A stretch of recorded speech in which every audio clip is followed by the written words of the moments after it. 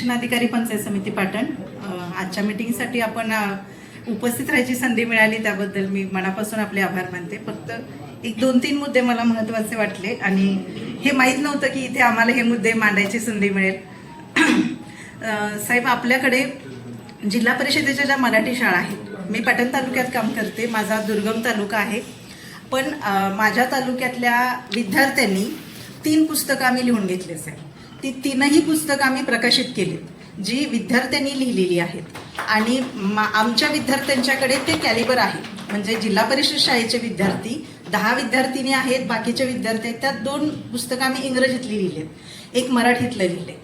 मला हे काम करताना जी अडचण वाटली ती थोडक्यात मांडते की जे आता बऱ्याच सिनियर मोस्ट लोकांनी पण मांडल्या की जो आर्थिक पुस्तक प्रकाशनाच्या संदर्भात ताण येतो की माझी मुलं लिहितात, माझी खूप ग्रामीण भागातली मुलं आहेत आणि माझ्या मुलांच्याकडे तेवढी आर्थिक कॅपॅसिटी नाही किंवा माझी पण नाही. तर ही जी 3 पुस्तकं केली ती आम्ही स्वखर्चानं प्रकाशित केलेली आहेत.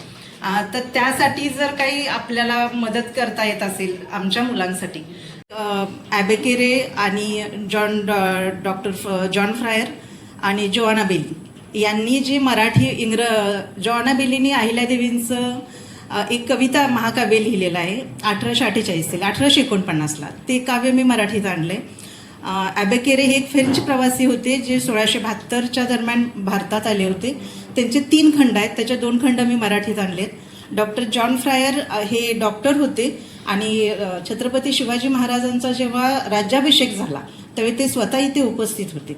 त्याचबरोबर चावचाव हे एक डायरी आहे प्रवासाची, तर ती आहे डॉक्टर मेरी फॉकलंड जे 1848 साली मुंबईला गव्हर्नर होते, त्यांची पत्नी. त्या महिला असून स्वतः पूर्ण महाराष्ट्र त्यांच्या लवाजमा घेऊन फिरलेल्या आहेत. जे मला स्वतः सातारा जिल्ह्यात काम करताना, मी प्रॉपर सांगलीची आहे, पण मी साताऱ्यात काम करताना मला हे कळालं की जे मेरी फॉकलंडला माहीत होतं, जे ॲबेकेरेला माहीत होतं, ते मला माहिती नाही. म्हणजे उदाहरणार्थ पाटण तालुक्यातलं मनेरी गाव, इथं ॲबेकेरे गेलेला आहे.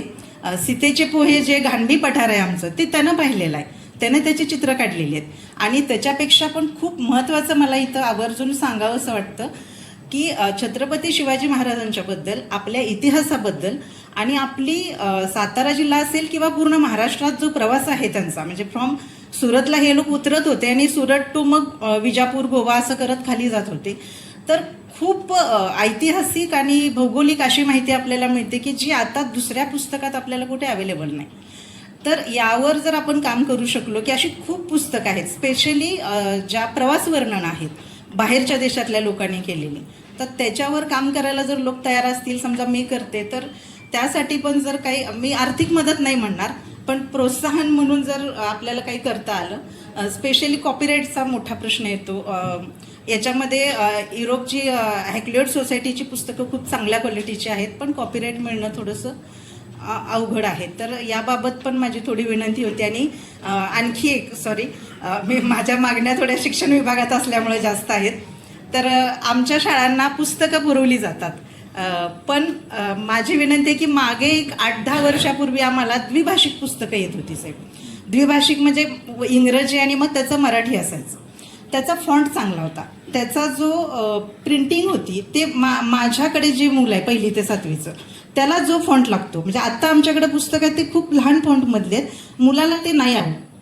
मग दुसरी गोष्ट जे हाताळायचं आहे पुस्तक, तर लहान मूल ते पुस्तक हाताळताना थोडं जाड कवरिंग, त्याचे कलर्स चांगले पाहिजेत. मग आम्हाला थोडी द्या पुस्तकं, पण ती तशी द्या, अगदी 5 पानांची. म्हणजे आपण जर इंग्रजी पुस्तक, मला कम्पॅरिझन नाही करायचं मराठी इंग्रजी, पण आपण इंग्रजी कोणतंही पुस्तक बघितलं तर ते खूप छान असतं, म्हणजे त्याचा आकार पण वेगळा असतो, आपल्या अशा रेग्युलर आकारात नसतात. अशी पुस्तकं जर आमच्या शाळांना मिळाली तर आमचे विद्यार्थी चांगलं काम करतील. थँक्यू. मराठी भाषा विभागात येतंय काम करायला?